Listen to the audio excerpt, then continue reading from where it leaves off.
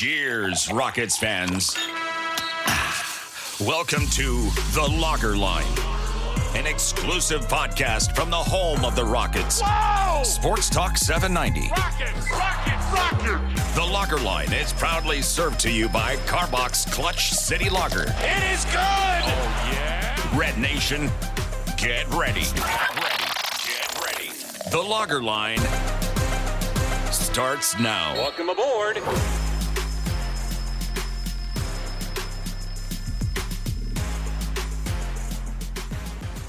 Welcome back to another new episode of The Logger Line, again served to you courtesy of Clutch City Lager of Karbach Brewing. I'm Ben Dubose, your host, editor of USA Today's Rocketswear, and contributor to Sports Talk 790, official flagship radio station of your Houston Rockets. As always, I'm joined by Paulo Alves, our co-host and producer out of Portugal. You can follow him on Twitter/X at Paulo Alves NBA, and me on there at Ben Dubose. So, as we chat this Tuesday, March 25th, it's been a fairly good month for the Rockets, but one that could be ending on a bit of a sour note. Rockets are now 46-26 overall and number 2 in the West, but the 9-game winning streak is officially no more. Lost at home Sunday to the Nuggets, who are now just a game behind you in the number 3 slot. So, as fun as it was to win 9 straight games, the one nagging concern that I think all of us had was that all 9 of those opponents had losing records. And so the question became, what would happen once you faced a good team again? Well, even without Nikola Jokic, the Nuggets, they still had Jamal Murray, Michael Porter Jr., Aaron Gordon, Christian Brown. I think they certainly still qualify as good, as we saw Sunday, as we saw a few days before that when they won at Golden State, also without Jokic, and in a game where the Warriors had Steph Curry, Jimmy Butler, Draymond Green all playing. So we will talk about the Denver game as we make our way through today's episode.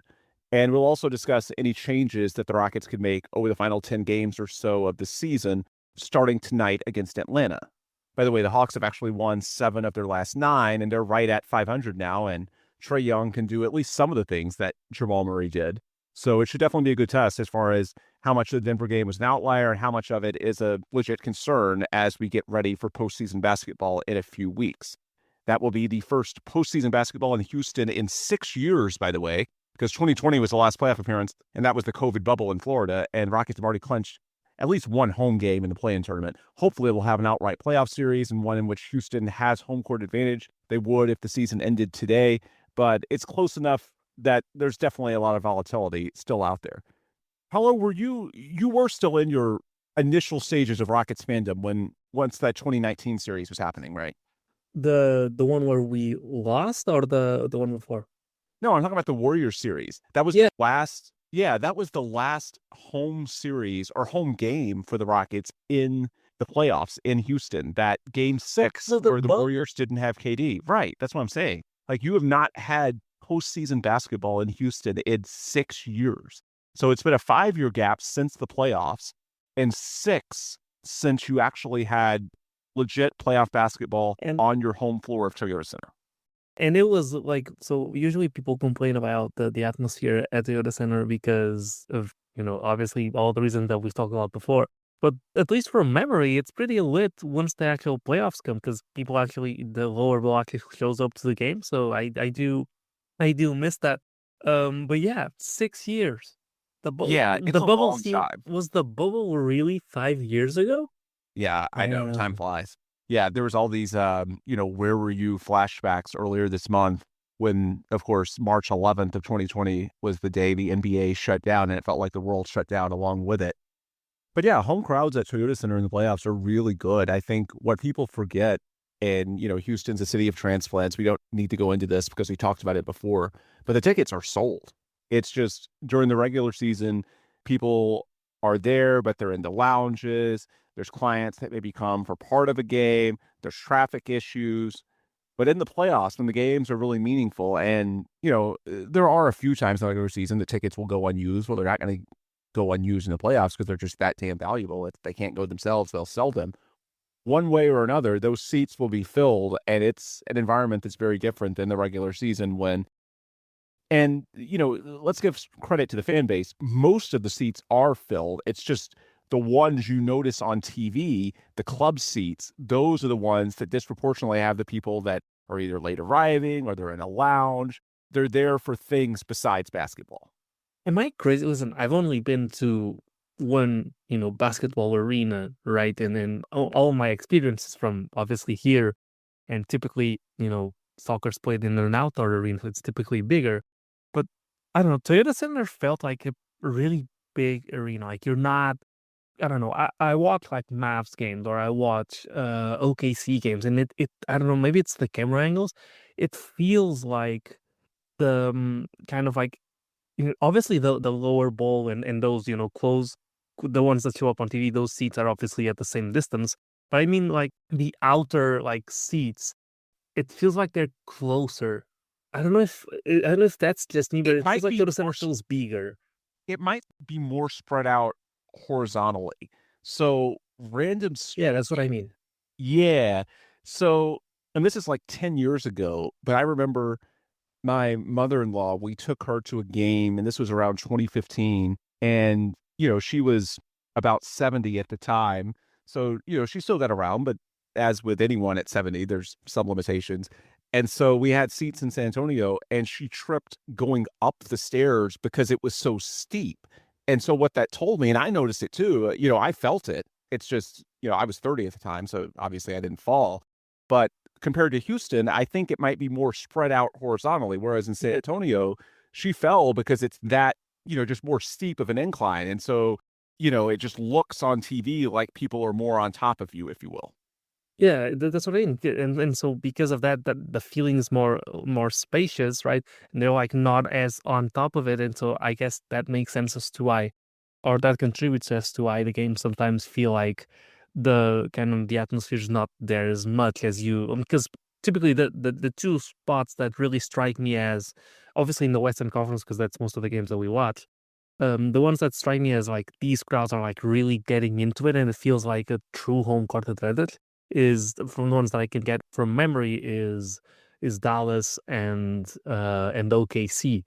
But I don't know if those listen, I'm just going off And the on a limb smaller here. markets, especially, you can throw Utah and Portland in there in years that they're competitive, have an advantage because it tends to be more local. With Houston, a lot of the high dollar seats are oil and gas, which tends to be very international.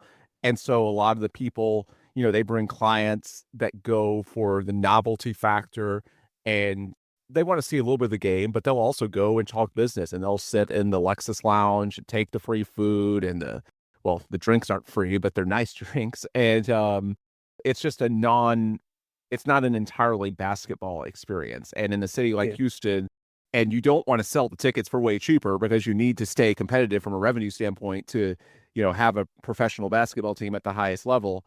I think some of it's just the Houston market, at least in the regular season, it's tough.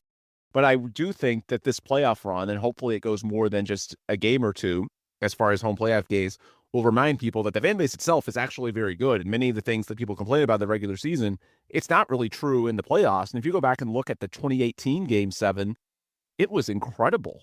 Now, I know we had the over 27, Scott Foster, all that stuff, but if you go back and actually watch, people were standing from the outset. It was deafening. It was one of the best crowds I've ever seen, right up there with 2017, yes, Game 7, Astros-Yankees. That game and Rockets-Warriors Game 7, 2018 were the two best Houston sports crowds I've ever seen. It was an incredible environment, and I think part of the reason people are harping on it so much right now in a bad way is that because we haven't had any playoff games in 6 years, all we have to look at are these regular season games. I think once you get to the playoffs, and we saw this a little bit against the Warriors in December in the NBA Cup quarterfinal game, which was one of the best crowds in a long time.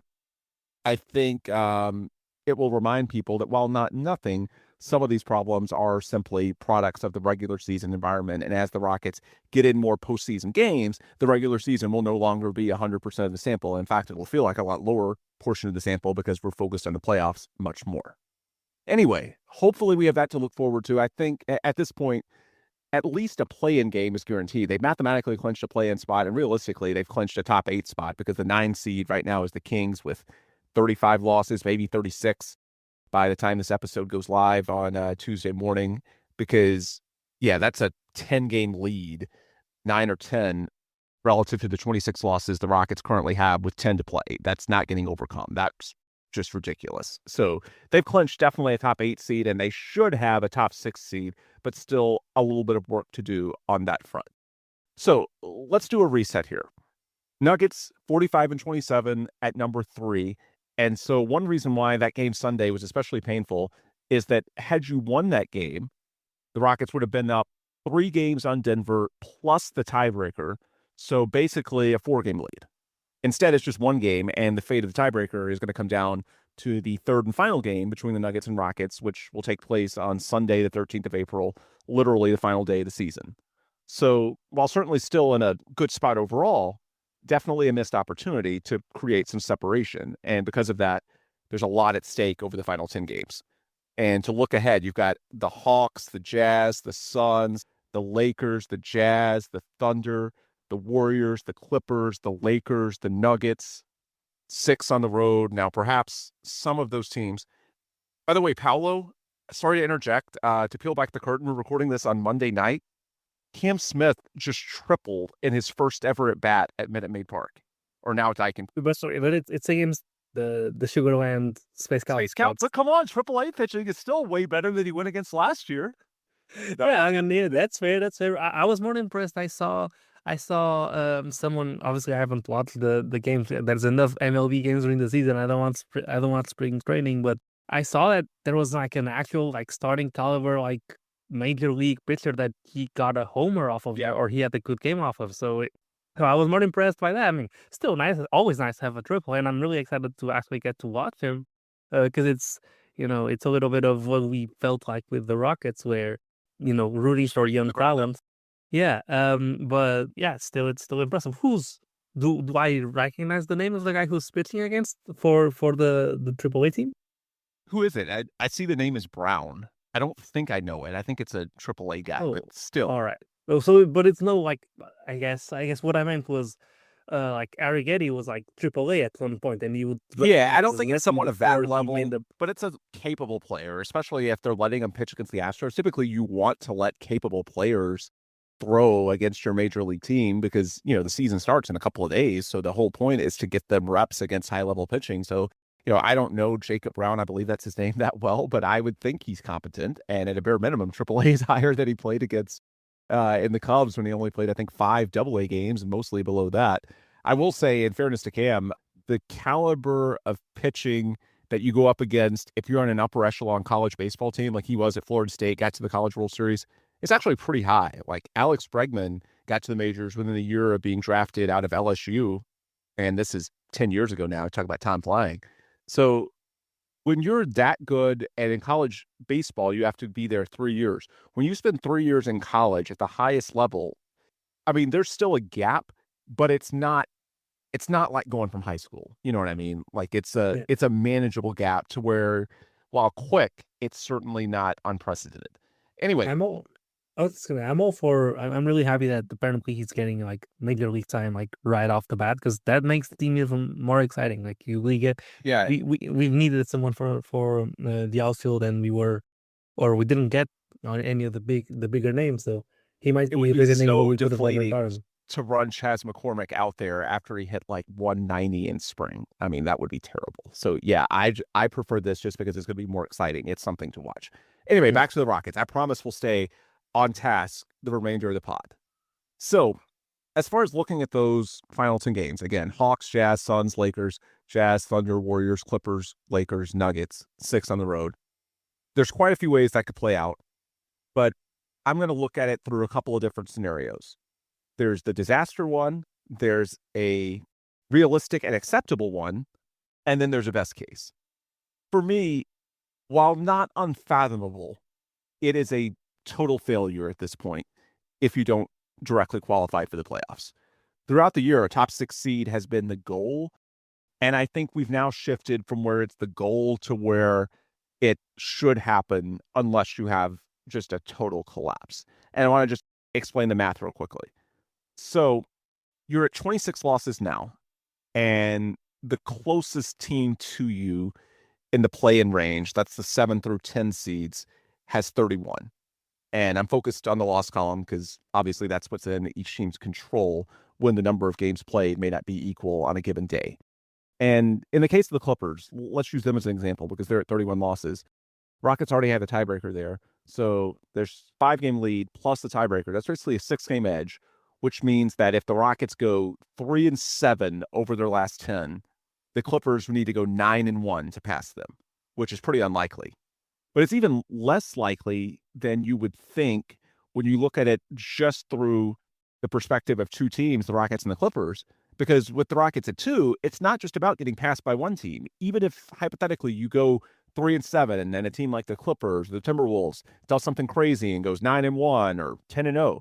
Well, okay, you're still not going to follow the play-in range. If the Grizzlies go 5-5 or the Warriors go 6-4, you'd still be ahead of them because the Rockets have a 2-game lead over the Grizzlies plus the tiebreaker, and they're up 4 against the Warriors. So the odds are you're probably not going to have every team in the 3-8 range all go 7-3 or better, and some of them like 9-1 or better, while you go 3-7. That's just not realistic, especially because the Rockets don't really seem to have any injury concerns amongst their key players, whereas a lot of the more veteran-laden teams are going to be in rest and maintenance mode in the final couple of weeks before the playoffs, and some of them are already doing that.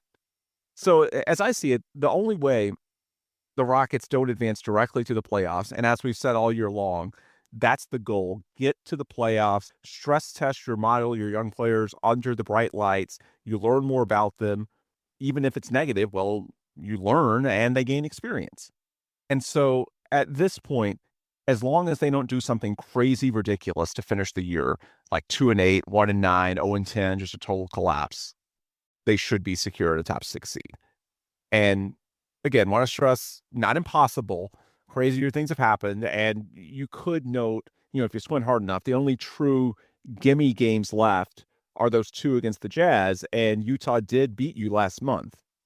But I think, at least for me, we can talk about that scenario and cross that bridge if and when the Rockets come to it. That's just total failure when you consider where the Rockets are right now, and it shouldn't be the expectation. It shouldn't really be talked about much.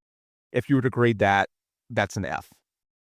As far as a realistic expectation, I think a solid outcome, and one I'd grade at least a B if we were to give it, a scorecard, is if you simply stay in the top 4 and thus get home court advantage in at least the first round of the playoffs.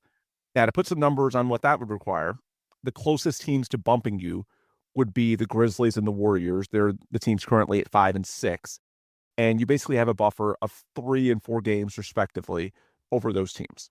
So if you go 4 and 6, the Grizzlies would need to go 7 and 3, and the Warriors 8 and 2 to get past you. It's not impossible, but it does feel like a stretch, especially when you consider that both of those teams have got their own injury situations. It's still to be determined exactly when Steph Curry returns and how close to 100% he's going to be. It obviously sucks because had you beaten the Nuggets on Sunday at home, you would have then put Denver in that same bucket in that they'd be 3 back and without the tiebreaker. But unfortunately, what's done is done. And the good news is you still have Memphis and Golden State in a very difficult position. Not impossible, but very difficult to pass you. And then as far as the best case scenario, how would they get an A or an A plus? I think it's staying in the top 3 and then getting not only home court advantage in the first round, possibly the second round as well, and also being on the opposite side of the bracket from Oklahoma City and thus having a pretty clear path to the Western Conference Finals. Far from a given that they would, get there, but it would be a realistic path. And so as far as that best case scenario, that's where it gets tricky. The Nuggets and Lakers are only a game behind you in the loss column, and you do still have 2 games left with the Lakers, both of those in LA. You also have 1 game left with the Nuggets, and it's in Houston, where they just beat you even without Nikola Jokic. I would like to think the Rockets can stay ahead of one or both of those teams, especially with Jokic and LeBron still having some injury issues, but again, far from a given. So for me, staying ahead of at least one of those 2 and getting a top 3 seed, ideally a top 2, but top 3 I'm fine with. That's my stretch goal. That's my optimistic one. It's certainly doable, but after Sunday, I'm not going to set it as the clear expectation. I'm going top 4 home court advantage as my baseline and hope for the best as far as anything above that. Had you won Sunday, it probably would have been top 3 as the baseline. Unfortunately, you've now brought the 4 seed into the equation. I don't think anything beyond that is going to happen. It could happen, But again, it's a stretch. If you go 4-6, the Grizzlies would need to go 7-3. The Warriors 8-2. Hopefully, knock on wood, that does not happen. Also, one last caveat I want to throw out before handing things over to you, Paolo, for your take on this. I know some folks will talk about, hypothetically tanking for certain matchups. But for me, the standings are so tight that it's tough to say that, as I see it, with much confidence until you literally get down to the final game or two. There might be a world where you'd prefer to be the 3 if it looks like Memphis is the 6, as opposed to being the 2 if the 7 is likely going to be the T-Wolves or the Warriors. But I think for starters, it's limited in scope to 2 versus 3 because I don't think the gap is big enough in any case to be worth giving away home court advantage or falling into the same side of the bracket as the Thunder, something like that. But then more importantly, based on how tight the standings are, you can't really predict it in advance. Like there might be an opportunity that comes up in the last weekend that you think is better for you. And so maybe we strategically rest some guys, try and fall back into a better matchup. But that's something that you wouldn't know until the very end of the schedule based on how tight it is. You can't assume that you know who's going to be waiting there at 6 or 7 or 5 or whatever the slot may be. You just take that if it comes in the final game or two. I think the focus right now, and Ime Udoka said as much Sunday, is just winning and getting the highest possible seed and home court advantage for as many rounds as you realistically can. Even after losing Sunday, Rockets still 26-11 at home this season. And I also think for a team that doesn't have much in the way of playoff experience, starting at home could maybe be a big deal as far as letting them dip their toes in the water a little bit and adjust to the intensity of playoff ball before you get the full-fledged chaos of playing on the road in the playoffs against a locked-in opponent, a hostile crowd, those types of factors. That doesn't mean that the Rockets will leave balls to the wall every game. Ime also said that if it's a potential playoff preview, they might, be a little more strategic in terms of the tactics they show and how aggressive they are with certain coverages or what they try and do offensively. But you can't outright, with 10 games left, try to tank for a certain matchup when it's as compact as the standings currently are. You've got to try and win. And if something happens, once you get down to the final game or two where you think, hey, it's worth it to dip to the 3 because we think our odds are a little bit better against this team that's basically locked into the 6, you could have that conversation then, but it's not one that we should be having right now. And I don't think it's one that the Rockets are having. Anyway, that's my 30,000-foot view of it all. Paolo, how are you looking at these last 10 games as far as, what's a disaster, what's acceptable, and what's the ideal scenario? Yeah, I'm going to look at it from a different perspective in the way in which I phrase how I do it. Instead of talking about what the record would reflect in the seeding, I'm going to talk about these are 10 games. We're playing 10 teams. These are the records that we should expect out of those 10 games. And the reason I'm going to do that is because to me it doesn't really matter what seed or what specific matchup you get. I think regardless of what happens, the Rockets should be fighting to get the 2 seed so they can get home court advantage in both of the first 2 rounds. Besides that, I think it's just really, really unpredictable, both right now, and I think it will even be unpredictable by the time we reach the end of the stretch, because if you are the 2 seed, whoever the 7 and the 8 seeds are, they'll play each other, and whoever wins after you've already set your own seed up will be the one that you get to play. So you can't really predict 7 versus 8 seed. You're kind of dependent on what they decide to do on that day. Listen, if you're the 7 or the 8 seed, right, my guess is that whoever the second seed is between 7 and 8, they'll want to win that game because they will not want to play the Thunder. But it's not really up to you. So you should try to win every game. I have maintained pretty firmly that I think the Clippers are by far the best matchup for us. I think we sweep them. Especially with the Kempe Harden. Did you see that on Sunday night? I did not. Why, he got hurt? Yeah, he got hurt. I don't think it's a serious injury, but they said he was limping pretty bad after the game. I think Lou Dort got him with a knee to his lower body. I'm not sure exactly what it was. But yeah, that quote was struggling to put his shoes on and sliding his leg like a pirate. Oh, no. But he said today, I'm all right. I got bumped. I got kneed in the thigh and I rolled my foot. But he had a noticeable limp. So yeah, you may have a gimpy James Harden as well. He'll play through it, but whether he's 100% is the question. Yeah, but even him being or not being 100%, I don't think it's really that much of an issue because, listen, you're gonna put a man on Kawhi, or well, actually, maybe not even a man. You might put Tari Eason on Kawhi, and you leave a man on Harden because he's a little bit shiftier when it comes to crossovers and stuff. And listen, Zubac can score on Şengün, and Şengün can cook him, so I think that will be fine. I think I think Clippers, unless they go off and shoot 60% from three, I don't think they have much of a chance against us. So that would be ideal. And I've always obviously also said that I think we are a really good matchup against the Lakers. They can't stop LP. If your plan going in is you're going to put Jackson Hayes on them, that's going to be terrible. If you're going to triple team him, that's probably what you're going to need. I think a double team, or even a double team, won't be enough. If you're going to triple team him, just got to trust the rest of the players. And I think defensively, I think obviously Jackson Hayes is not good enough, and they will have the perimeter defenders to really cause problems. And then offensively, we just have it's just such a luxury to have elite defenders, different types of elite defenders to throw at a team that basically only has two offensive superstars. I mean, Austin Reeves is okay, but I'm not gonna go too deep into that one. I think Parison is the type of defender, more of a lengthy one, and Amen Thompson is the mix of both, and then you have Dylan Brooks, who's the more physical on ball guy. You have plenty to play around with. I think the Lakers are a great matchup. But to talk about the last 10 games, I think, listen, I'm gonna be harsh, and being harsh for me is if you go anything less than 5-5, to me that's pretty poor. I think if you want to go into the playoffs and you want to be a serious team, you have to play against the good teams well, and you have to at the very least take care of business. And if you don't take care of business against the good teams, you better make up for it when you're playing the good teams, like you have basically up to this point during the season. We've beaten the Cavs twice, beaten the Celtics, beaten the Thunder, beaten the Nuggets, obviously. So to me, you have to go 5-5. Obviously, the most likely wins there are the Hawks, the Jazz twice, the Suns, and the Clippers. But you could, have a different shuffle from those. I would say, to me, an A plus is you go 9-1, which I think is possible. I think we are a good matchup against the Lakers. I think you probably lose to the Thunder, but you don't know how serious they'll be taking it at that point.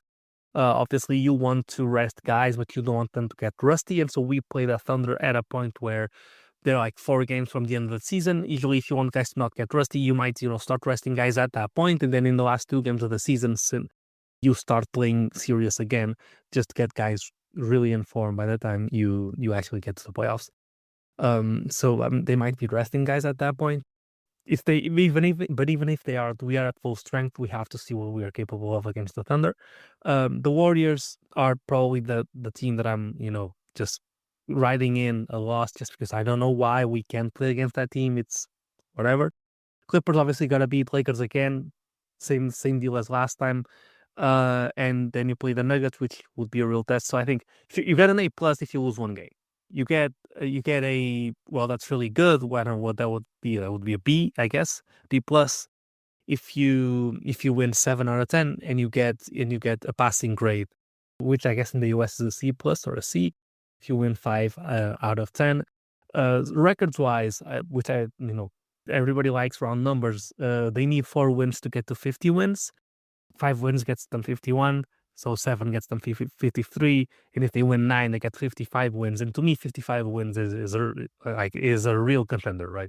If you are a 55-win team, you are a real contender. Obviously, you're not a generational type of team or a not I guess a great team within a decade, which is what you would be if you won 60. Or obviously, winning 70 is basically impossible, but in the 60s. And so that's why I said I think at the end of the season, whether you make the playoffs or not, I think you can look at the win total. And if you look at the win total and you get 50 plus at this point, if you get 51, you are obviously you made a huge upgrade. I think teams will respect you. If you get to 55 wins, to me, you're like, okay, at this point, you should be respected going into the next season as much as a team like the Lakers or the Nuggets or the Grizzlies will be, because you've really graduated into that upper echelon. You're not we just manage to avoid the play-in team. You are we are here and we are young. We don't know what we don't know yet. Obviously, in the playoffs, we'll pay the price for that. But you are a true contender in a West that's really tough. And you'll probably be, if you at 65 wins, it'd probably be the 3 seed in the East because that conference is really top heavy. But that's the way I see it. And I hadn't. Go ahead. No, you can go. I was going to say I hadn't thought of it from the perspective of round numbers, but yeah, it feels appropriate that 50 is going to be in all likelihood the cutoff point for being comfortably in the top 6 or perhaps having to sweat it, because it's also a symbolic number that means something in terms of the rebuild, your prestige as a franchise. Obviously 55 would mean even more, but if you get to 50, that means you go 4-6. I think, as stated earlier, not only are you for sure going to be, in the playoffs, but I think you're also going to be in the top 4, because for the Grizzlies, if you go 4-6 to pass you, they'd have to go 7-3, and they've got injury concerns up and down that roster. Warriors need to go 8-2.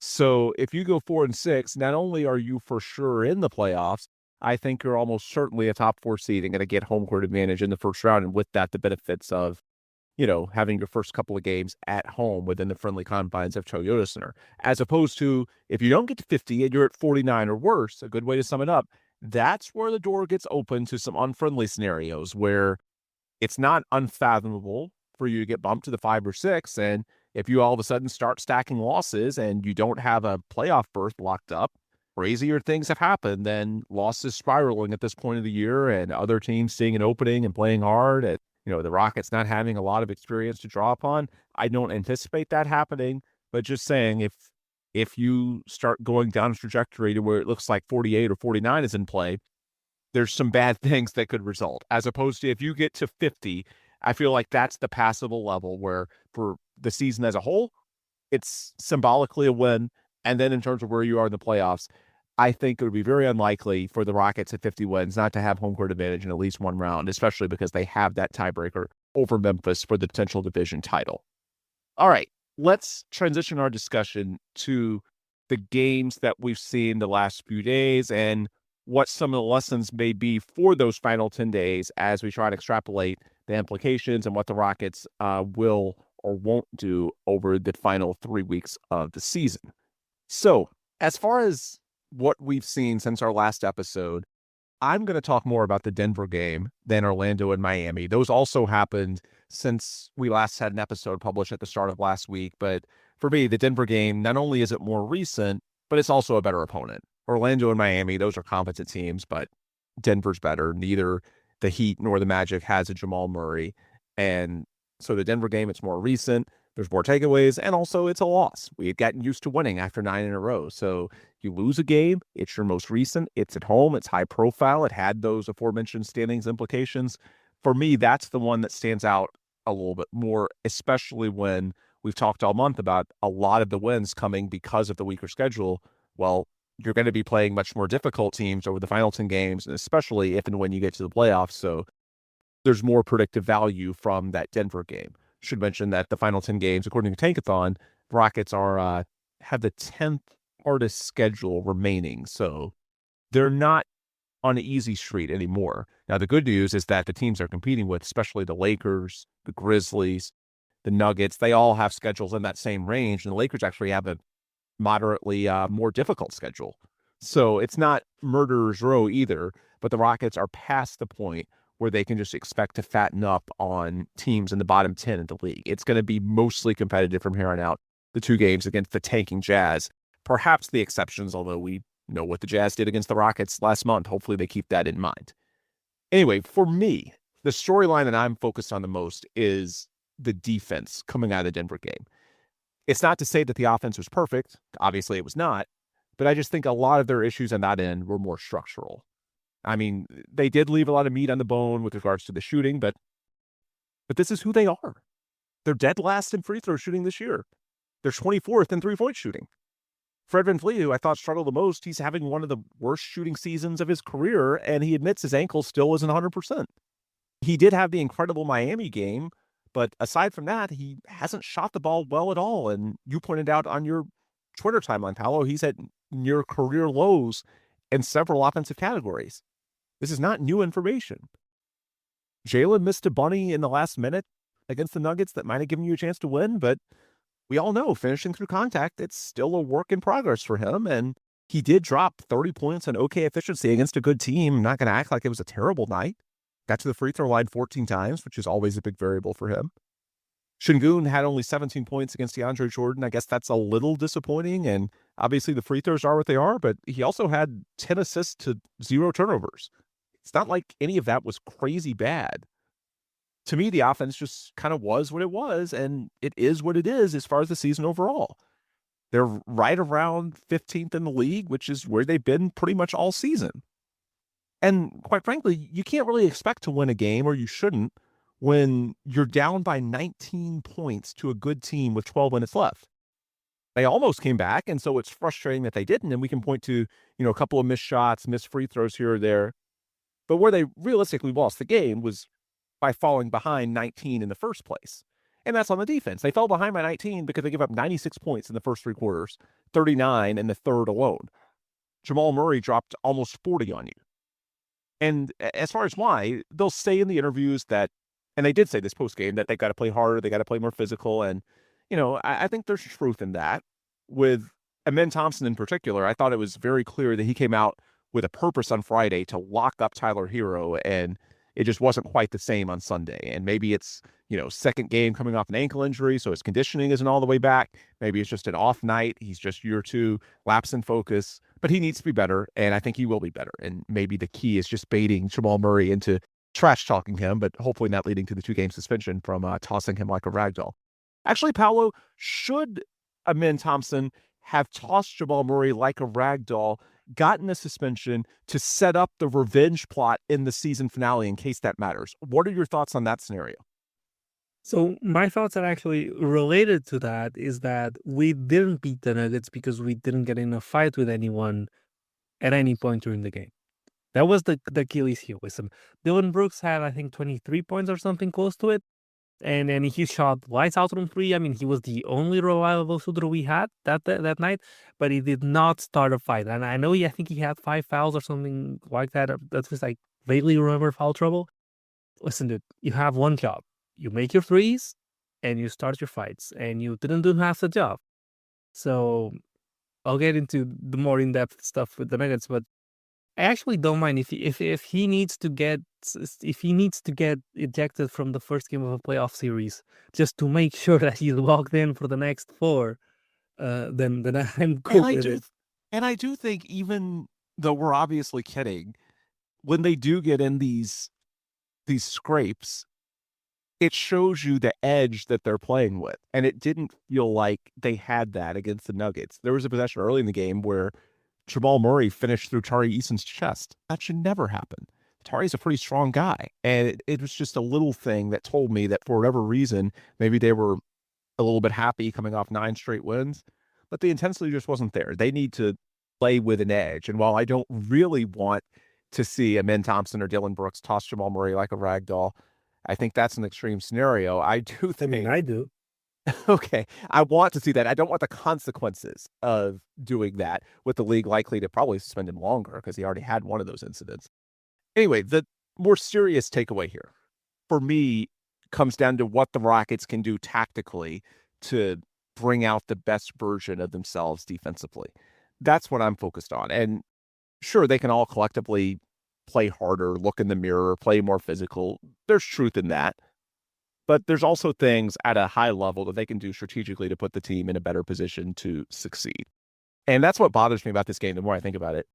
It felt like, to me, they played not to lose rather than playing to win. And I think the way they wanted to address it, so the energy wasn't great, as we mentioned, and they were losing the rebounding battle most of the way. In the third quarter, they were actually down by 10 plus for a while. And I think that's a stunning stat for a Rockets team that leads the league in rebounding this season. Now, some of that was probably, when Jamal Murray is making almost everything, it's tough to get rebounds when the opponent isn't missing, but obviously there's more to it than just that. But I think the adjustment that Ime made, and he leaned to it even more in the second half, was the double big lineup with Şengün and Steven Adams. And both of them played well. Alfie with 10 assists, no turnovers, 17 points, 14 rebounds. Good night, even with the free throw issues. Steven was outstanding, 14 and 12, 3 blocks, 23 minutes. Individually, they played really well. But the more I think about the collective, it makes me a little bit uncomfortable.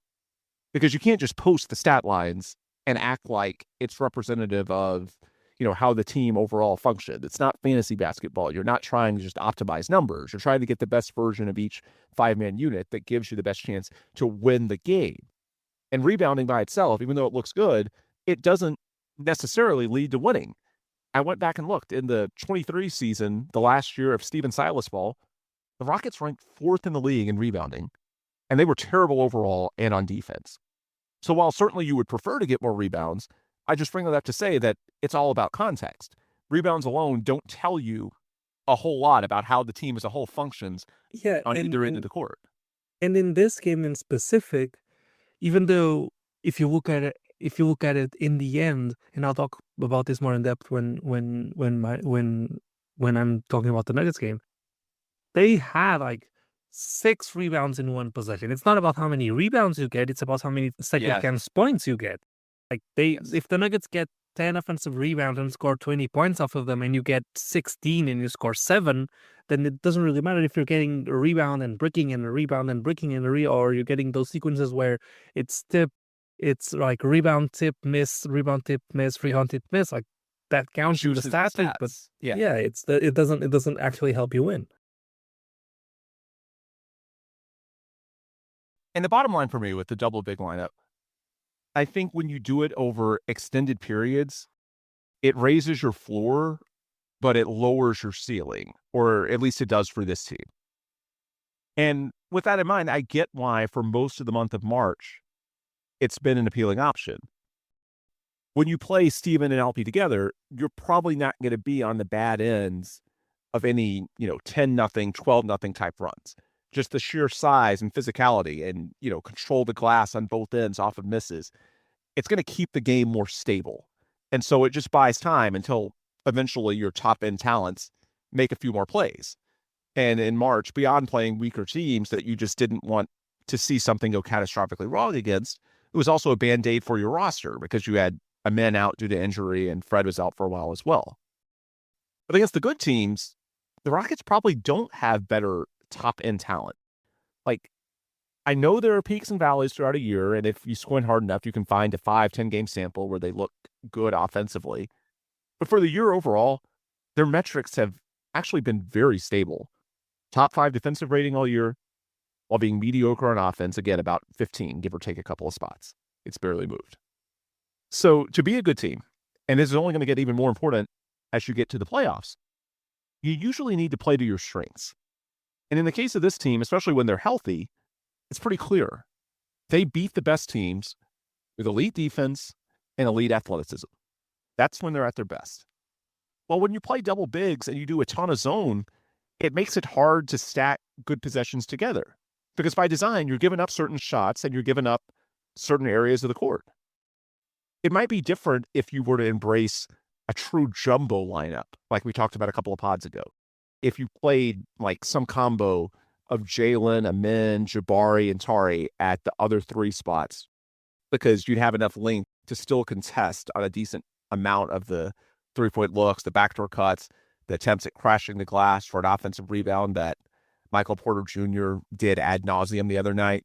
But if you got guys like Fred VanVleet, who's super undersized, and Dylan Brooks, who just can't rebound, it is what he is at this point of his career, it's going to be tough to consistently get stops, right? You'll get enough to stay afloat, but it's just going to be hard to be elite that way. Yeah, and not just that, on your point about, the jumbo lineup versus the double big lineup, you can run the double big lineup, right? And you're going to have advantages rebounding on 2 positions. But if you're giving up that size in the point guard in the shooting guard role, you're still going to be giving up, extra players that are going to easily get rebounding advantages. For example, in this game against the Nuggets in specific, they were running basically the smallest player on the court was Jamal Murray, and our primary defender for Jamal Murray for much of the game was Jalen Green. And Well, if Jalen Green's on Jamal Murray, now you have Fred VanVleet on one of Christian Brown, who's 6'7", Aaron Gordon, who's uber athletic and 6'8", Michael Porter Jr., who's 6'11", or DeAndre Jordan, who's obviously one of the best rebounders of, this generation, right? That happened a lot. If you go look, MPJ had 4 offensive rebounds. This is Several Michael Porter against Jr. Fred. Like, yeah, exactly. And you especially, like, MPJ is not some great rebounder, right? He's not some hustle guy. And you gave up 4 offensive boards off of it. And especially him, he can score from anywhere with that, even with a jumper. I can recall several possessions where he just gets a second chance point and he just shoots a little jumper. And for him, that's cash, even if it's contested. And that's one of the weaknesses for this team as well. Like, we contest a lot of shots, right? But if they have tough shot makers that can just make shots over contests, we don't necessarily crowd space as much as we get a good contest off in length. That's what happens a lot of the time, especially with Jalen. Jalen gets a lot of good contests that will go out as, that statistically probably count as, extremely contested shots. But you're not actually crowding their space, so they don't need to see the basket. These guys, don't know their spots, and in their spots, it's automatic. You need to crowd the space versus, just, you're not going to block the shot. So barely, almost blocking the shot doesn't really do anything. But yeah, just wanted to compound on what you said. Listen, double big's one thing, and it gives you some advantages. Steven Adams is a great rebounder. But if the other team's playing bigger across the board, you're gaining an advantage on a couple of positions, but you're losing that advantage as well on the other ones, which I'll get into it later on, but which is one of the cases for playing Fred VanVleet less. But yeah, go ahead. Yeah, I think that's a fair argument as well, at least in games where he's shooting terribly the way he was against the Nuggets. With that said, I think the counter argument that some would make, and I've seen it a few places on social media, is that with the double big, if you truly believe in it, you do need more floor spacing on offense, or it's just going to get clunky. And I get where it comes from, because even though Şengün and Steven are both really good passers, at some point it's going to be problematic if the defense just doesn't respect enough real estate on the floor. And that's the conundrum you potentially get into if you're running, a trio of Jalen, Amen, Tari, and Jabari, 3 of those 4 alongside the double bigs. I can't tell you for sure it's going to work. I can tell you I think it's worth trying, because there's more upside that way, and you're not necessarily conceding to mediocrity on the defensive end. But I can't tell you for sure it's going to work. But here's why I think on the offensive end, it's still not worth it. A huge part of the formula for how the Rockets have scored this year is their athleticism. They ranked 6th in the league in fast break points. And when they won at Denver in January, they had 25. On Sunday, they had 0. 17 per game on average, 25 at Denver in January, 0 on Sunday. And I think it's pretty simple as to why. If you're running 2 plotting big men who are near the rim on most defensive possessions, it's pretty difficult to get out and run when those are 2 of your 5 players. And then especially if one of the remaining 3 is Fred, who's well below average in terms of both size and athleticism. And Fred played 42 minutes nearly the entire game. Tari and Jabari basically played just 16 apiece. So how exactly are you going to get those easy buckets? Tari is basically a one-man transition crew, yet you chose not to play him in large part because of these tactical choices that you made. Well, you're neutering one of your strengths. And then conversely, and we saw this during the Denver game as well, you pointed this out, you also gave up some runouts to guys like Christian Brown and Russell Westbrook, who leaked out because they know you've got 2 plotting bigs out there, and neither of them is really, a quick twitch athlete that recovers, make plays in space. They're not really above the rim shot blockers. So you're lowering your own fast break opportunities and raising the opposition's. So at the end of the day, what it ends up doing, I do believe that it raises your defensive floor. It prevents you from being vulnerable to as many 10-0, 12-0 type runs, but it lowers your defensive ceiling because it's tougher to stack consecutive stops together. The opposition is still getting good looks at threes, backdoor cuts, offensive rebounds from time to time, especially if they're able to crash against smaller, less athletic opponents, as you were pointing out. And it also reduces your transition opportunities. For the month overall, I looked it up because the month of March is when the Rockets have leaned into double big so much. They rank 23rd in fast break points this month. For the season, they rank 6th. That's a pretty big change. And again, the guys you took out Sunday to run these double big lineups where largely Jabari and Tari, and you're cutting minutes for two of your better players overall, and really two of your more impactful players when it comes to defense and transition play. So you're weakening two of your strengths when it comes to defense and transition. And so to offset that, the idea, I guess, is that you can be better at half-court execution on offense. It's just, for me, to go back to what I said earlier, it's playing not to lose rather than playing to win. It's not a bet that I'm comfortable making for a team that's been mediocre offensively all year long. I would rather go out and dictate the game on my terms. And if you lose, you lose, but go out in a way that lets your strengths be strengths. And that's the defense and the athleticism when this team is at its best. Now, I'm not going to say that there's an easy solution. It's not as if you could do nothing and stay the course, because obviously the starting lineup was struggling, especially in the second half. That's why Ime needed to change things up. But there's just different ways you can go about it, especially against good teams. I mentioned jumbo ball and playing longer athletes across the board to prevent the easy three-point looks and the putbacks and the crashing. Maybe that works. Maybe that gives you a chance to still be great defensively and also give you transition opportunities. Can't tell you for sure how it works in terms of the half-court offense, but you could at least explore it if you really do believe in double big as a concept.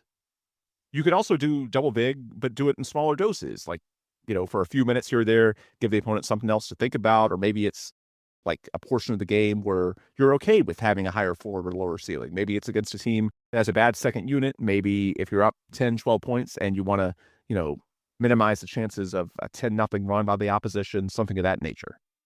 But then you can also go the complete opposite direction and go smaller with like Jabari at the 5 and play at least 3, maybe all 4 of your elite defensive guys, Dylan, Amin, Tari, Jabari, and make it to where you just can basically switch every action, and then there aren't many clear mismatches, if any, for Jamal Murray to find.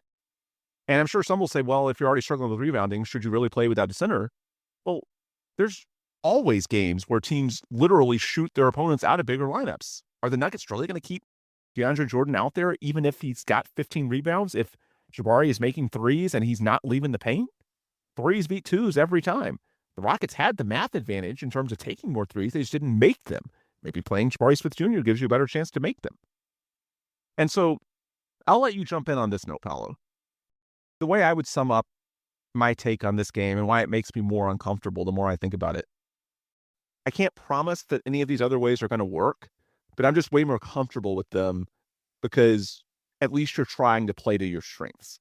It's being proactive.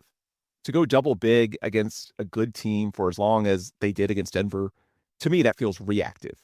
It's lowering the ceiling. And in today's NBA, like, the priority is having the highest ceiling possible. It's just, in my opinion, a Band-Aid approach. And I'm fine with that for most of March when you've been shorthanded, you're playing bad teams, you're just trying to scratch across a win and move on to the next one. But I think there are real limits to it if you do it for long periods against good teams. And so the way they approached that game against the Nuggets, it just left me unsettled. It felt like a little bit of a panic move and a little bit of an overreaction. Paolo, are we in agreement on that? And what other grievances do you have from Sunday? Because I know from perusing your Twitter timeline, you've got a few of them. Yeah, so I think there's a few things. There's one thing that I want to call right now that I think will be something that people talk about after the playoffs, which is this team, regardless of whether they're playing off of misses or not, I bet you that the pace of the game has slowed down to a crawl compared to the beginning of the season. And I mean this in the sense that, well, it goes back into the transition stat. Yeah. Yeah, it's not just transition though. I mean, just the purpose with which our guards are dribbling up the court. Oh, I see. I think with Jalen, this is very, very obvious. He's had a good season, and sometimes it feels like he gets too full of himself, and he's like, that kind of stylish, like swaggy, dribbling up the court. I'm the star here. I'm about to get the offense in motion. Listen, we were never a good half-court offensive team. We are not going to start being it now. And when we lean on that, we are too reliant on Fred, Jalen, and LP to be great. And that's just not going to be the case every single night. And I feel like in the playoffs, this is obviously going to, if it doesn't start reversing course on that now, if we don't start reversing course on that now, in the playoffs, it's going to be worse. And people are going to forget that this has been happening for a couple of months. And people are going to say, oh, our half-court offense bit us in the playoffs because the game slowed down. No, we've been slowing the game down for a couple of months now. I have no idea if this is the stats back it. I should have checked, but that's what the eye test tells me. We've been slower in getting into our actions. We're crossing half court, almost giving up 8-second violations. Because for some reason, that's one of the things that I always notice when I'm watching them dribble up the court, and I'm always worried about the 8-second violation, and they come incredibly close a lot of the time. And yes, we don't have the best, handles in the league on our guys. But, I mean, the stat, as dumb as it is, when we turn the ball over, more than 10 times, we win the game basically every time. It's okay to give up more turnovers and play with more pace because it eventually offsets for this team because we struggle so much in the half court. That's one of the things that's been bothering me for a while, and that's gotten even worse now that Fred's the point guard again. Because Fred is very much slower and it's not his natural style to push the pace. That doesn't mean he can't do it. Earlier this season, he was doing it, but he needs to be intentional about it in order for it to click, right? It's not something he naturally does.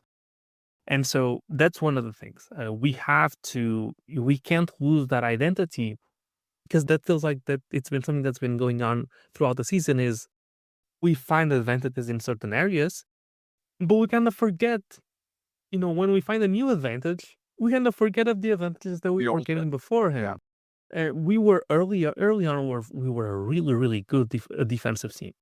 But then Caleb got fired and we stopped being a really, really good defensive team because we didn't need to be. And then we got double big lineup in and we got all of those zone looks, right? And with those zone looks, we became a better defensive team again. But now we forgot that during our run, we were pushing the pace. That's how we win games. We can't get advantages by ourselves most of the time, unless we're shooting lights out or LP just can't be guarded. And so we kind of lost that because of the double big lineup and the zone looks have been working. We have to put all of those together if we want to have a chance in the playoffs. Because teams are going to prepare specifically for what we're weak at, and they're going to try and force us into being in those situations as much as possible. So we have to combine all of those. Besides that, and that partly ties into why I'm at a point where I'm actually okay. This is a tough thing to say, but and it will never happen. But at this point, I don't think Fred VanVleet should be the starting point guard.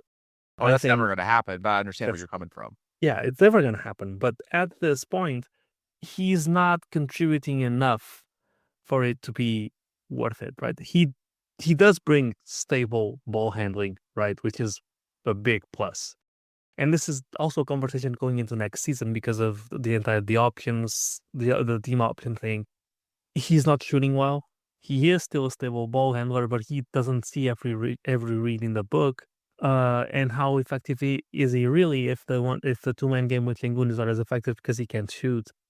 And that also makes Sengun's job harder because he's having to settle for those, longer floater type set shots that he has. And to me, right, if what you're getting out of him is stable ball handling and mediocre 3-point shooting, and that's basically it because he can't get to the rim, you can get that for $12 million a year on a backup point guard. I mean, Andrew Nembhard can do that, and he makes, $10-12 million a year for the Pacers. If that's what you want, that stable presence that at times in the games is necessary, you don't need to be paying this much for him. I had a tweet today about if he wants more than 25 million AAV, and not worth it. But regardless, at the very least, you have to be willing to play him less. Because we've seen success with lineups that have, Jalen as the smallest guy. And Jalen has gotten a lot better at ball handling. He still struggles with blitzes. He still struggles with double teams. Although Ime actually credited him the other night with handling the blitzes a lot better. Which game was that? I'm forgetting. It was either Orlando or Miami. But after one of those two games on the road, Ime went out of his way post-game to talk about how Jalen, got much better at handling the blitzes that he had when playing that same team earlier in the season. Had to be Orlando because Miami, he didn't have a great game. That's right. Yeah, it would have been Orlando then. Because, Miami was Amen and Fred. You're right. And if Yeah. Fred plays like he did in Miami, then that's a different discussion. And that's why, I'm sure he'll start. But you just don't have to force a round peg into a square hole. If he's not shooting well, and by the fourth quarter, he was 2 of 9, and it's not like his threes were in and out. They weren't even close. And so he's 2 of 9, and he's not giving you value as a shooter, and he's limiting you in terms of size and athleticism.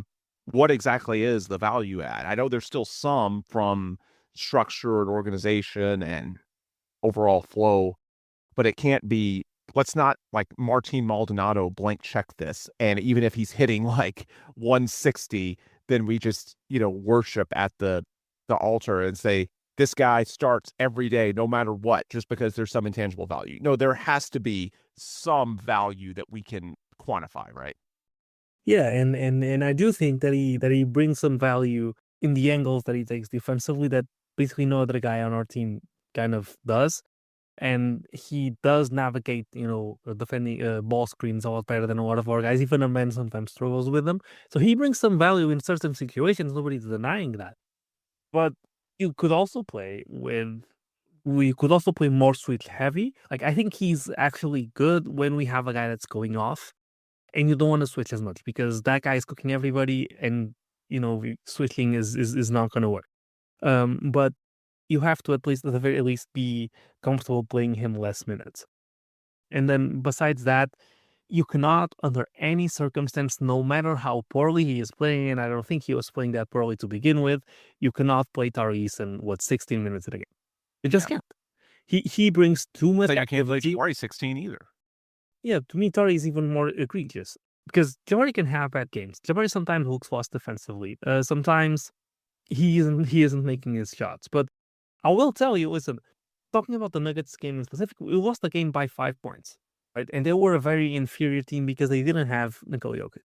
But there were a lot of things that we kind of missed out on that turned the game into a loss. Obviously, there were the free throws. Obviously, there was the insanely hot shooting from Denver. That shouldn't be enough. There was the offensive rebounding and the conversion of that into second chance points. Jalen just had he had 2 really clutch and ones, but then he missed like 3 shots in a row that would have gotten us really into, including the bunting in the final minute that would have brought you into. Yeah, and 2 weird floaters where he's scared of pulling back for the mid-range shot, so he shoots this little leaning floater that sometimes goes Then in. he's shaking his hand out after, so you worry about his fingers. Yeah. Yeah. So obviously that didn't go well. Fred VanVleet missed a very important 3 wide open without could have gotten us within range. This to say, and obviously Auburn Shingun missed some free throws. This to say that there were a lot of edges that we could have gotten that would have gotten us the win there. And obviously you can't win all these clutch games. The Rockets are in the most clutch games in the league, I think. And we win a surprising high percentage of them. Sometimes that's not going to work. That's fine.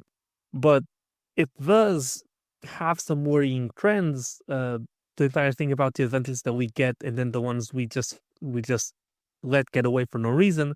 And there is sometimes, I love Ime, right? And he's great at motivating the guys, but sometimes from a strategy standpoint, which is weird to say from a coach that has gotten to the finals the only season he's coached.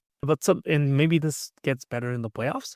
But there's just some decisions that just make very little sense. Like I think the start, I don't have the stats in front of me, but I think the starters played the entire fourth quarter. Like you were getting returns, but guys don't have infinite energy. The returns are going to eventually start to diminish. You can't play Tyrese in that little. If you're seeing that we're giving up offensive rebounds because it's too small to be playing, you have to play in less minutes. If we're struggling with shooting the way we are, give Aaron Holiday some minutes. There's things out there. Don't rely on the double big lineup as much. Experiment bringing back that lineup that Ryan Hollins and Greg were fawning over a couple of games back or a game back, where you're running Steven Adams, Alperen Sengun, Jalen Green, Amen Thompson, and Tyrese, or Jabari Smith, Tyrese, and Jalen Green. I don't know if I remember which one it was. But where you're just really, really big and you have at least one competent ball handler in Jalen, or someone can bring the ball up the court. There were things I could have looked for in that game.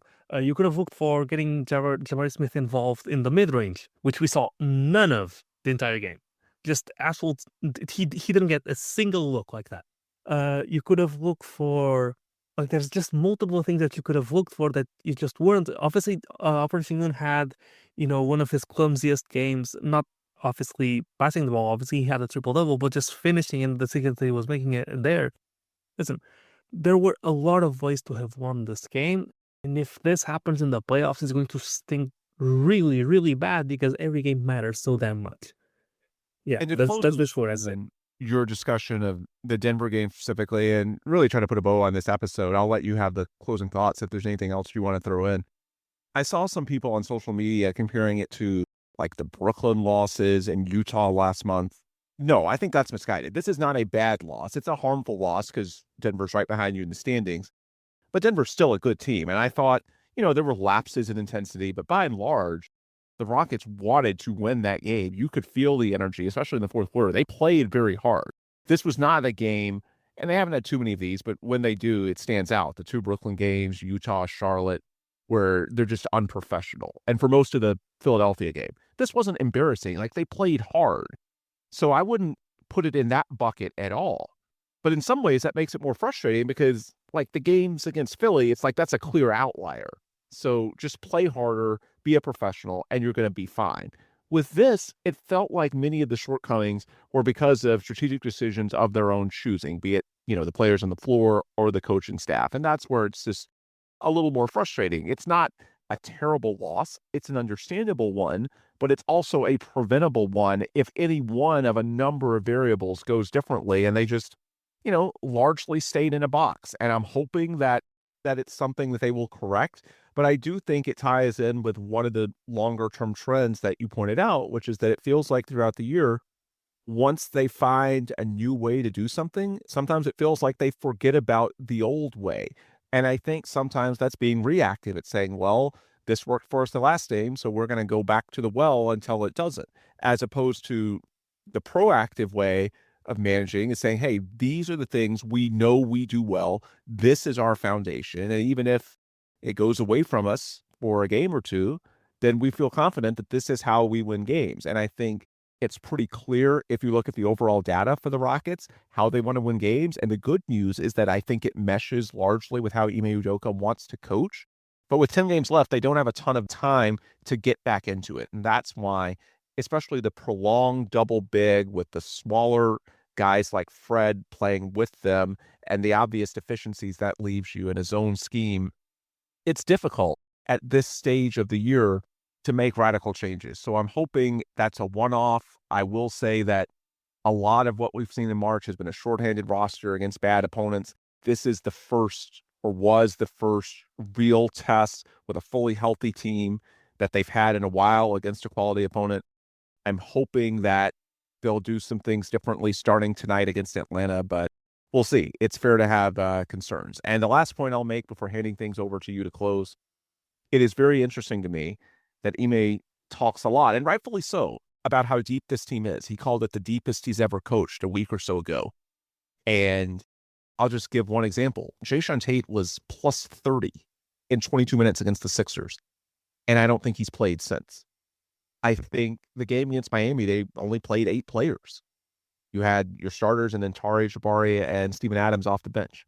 So you have these guys. You mentioned, I'm talking about Tate, but you mentioned Aaron Holiday, who's still a very good shooter, makes sense in certain configurations. You do have options down your bench that you can turn to if plan A, and in the case of the Nuggets game, even plan B wasn't really working. Yet it feels like lately, especially, they've been a bit more rigid. I hope that changes. We'll see tonight. Maybe the games against the Jazz give you a little bit more breathing room, but I don't know. I tend to think that maybe they need the games against the tougher opponents because I think some of the way they're playing is habits they picked up from just sort of meandering through March. Even though they've won, they've meandered through it nonetheless against teams they're heavily favored against and just trying to sort of get the win, don't get anybody hurt, and move on to the next one. As opposed to now that you're playing legitimately good teams, okay, you've got to, for starters, play with more intensity, but then be a bit more tactical. You've got to be more decisive in terms of the players on the floor, the coaching staff, everybody in the organization. And hopefully Sunday is a one-off and there's plenty of time left for it to change. They're still in a good spot in the standings and they'll have plenty of opportunities should be in the playoffs as well to prove that it was an outlier. But for the time being, I get why it's frustrating. And that's why, for me, it's actually a little bit more alarming than, the Brooklyn games. It's maddening as all hell, but whatever. They just didn't treat the game professionally. It sucks, but it happens. And it honestly happens to most teams at some point over the 82 game grind. This one felt a little more like, meat was left on the bone. There were things they clearly could have done and they clearly wanted to do. For the most part, they played hard. They just didn't necessarily, either the players on the floor or the coaches on the sidelines, put themselves in the best positions to take advantage of the opportunities that were out there. And so that's why this one stings a little bit on top of the obvious standings implications. Paolo, anything else you want to throw out before we close out? Yeah, I think even though we're being negative, I think it's worth noting that really young team, it's growing pains, right? And we are flipping from being really bad and the type of analysis that comes with that, where you're looking for the future, to being really good. And now you analyze every single possession and you nitpick at everything, and that's our job. That's what you do with the winning team. So I want to touch on that. I wanted to say to end on a brighter note. Listen, the Nuggets, the Lakers just lost by 12 to the Magic. My boy Paolo Banchero dropped 30 on 17 shots. So the Lakers are back down to two losses back in the loss column, exactly. And listen, there's a scenario out there where the Warriors are without Steph Curry for a couple of games. What if the Clippers pass the Warriors, get the 6th seed, and we drop to 3 and we play them in the first round? Also, the Minnesota result just went final as well, so they're at 32 losses. So now you have a 6-game lead over them, and you essentially have a 6-game lead over the Clippers as well because of the tiebreaker. So, yeah, as far as any disaster scenarios, certainly the Timberwolves taking the loss, and then the Lakers giving you a little bit more breathing room for a top 3 seed. Very good night for the Rockets. Yeah, and to add on top of that, the Mavs are up 13 with AD back over the Nets, which is expected, but Big watch, hashtag. Yeah. Gets the Suns out of the play-in again if obviously if the season ended today. So just everything's gone well for the Rockets down this night. Though obviously the Nuggets losing to the Bulls is unlikely, but maybe that happens. But yeah, all in all, it's still I guess I'll end with this. Even if going to the playoffs, what I was just worried about Ime's adjustments, even if that doesn't get better, I think, and it's something that I mentioned before on the pod, to me, the most important thing of all is that we are going to get to watch these guys play in the playoffs, and we're going to get to see what they're made of. And I think we will be surprised by some guys who play a lot better and some guys who obviously are going to play worse, but it's going to be cool to see who's who. So yeah, the unknown is always exciting. Yeah. And the optimistic note that I'll leave on, I think, it's possible that if you win 9 games in a row, it's easy to fall into the trap of thinking that everything's going to be okay and just double down on what you've done recently. We can talk about the season-long data all day long, but when you're in a streak, when you're in the grind and you're stacking wins the way they have, yeah, it's possible that this really was an outlier and they just leaned into some things a bit too much and they learned from it. And that leads into my second and closing point, which is they need test against good competition. They have not had that. They got punched in the mouth by Jamal Murray and a good Denver team on Sunday in a way that most teams they played this month have not been able to. Let's see how they adjust. Trae Young and the Hawks tonight, they've won 7 of their last 9 games. They're certainly capable, although not as good as Denver. And then, you get to the weekend, the road games in Phoenix and LA. We'll see if LeBron is back by then. Certainly Luka will be out there, it looks like, no matter what. I think going into the playoffs, you don't want to just play bad teams that you can just out-talent. You need to be tested and prove that you can out-execute, out-scheme teams that are competing at the highest level. And they didn't on Sunday, but there's going to be a lot more opportunities the next 2 or 3 weeks before the playoffs. And hopefully the Rockets go out there and learn from what happened against the Nuggets, take advantage, and prove that they're where they are for a reason, 46-26, and number 2 in the West, as we are recording this late Monday night / early Tuesday morning, depending on where you are. Late Monday for me in Houston, early Tuesday for Paolo in Portugal. Anyway, that's where we'll wrap things for tonight. And if you want more content before that next show, the best place to get it, as always, is online. You can follow me on Twitter or X at Ben Dubose, the show at The Logger Line. And if you go to The Logger Line's page, you can find our link tree. That's got links to all our distribution partners like Apple, Google, and Spotify. Be kind enough to subscribe, leave a positive review at your location of choice. We would greatly appreciate that. Also, on that same link tree, you can find links to friends, sponsors, partners of the program, Carbach Brewing, Sports Talk 790, USA Today's Racketswear. Hit those links, and you can enjoy their content as well. All right, with those plugs complete, we'll adjourn for today. For Paolo, I'm Ben. Thanks as always for listening, and please come back soon for another new episode of The Lager Line.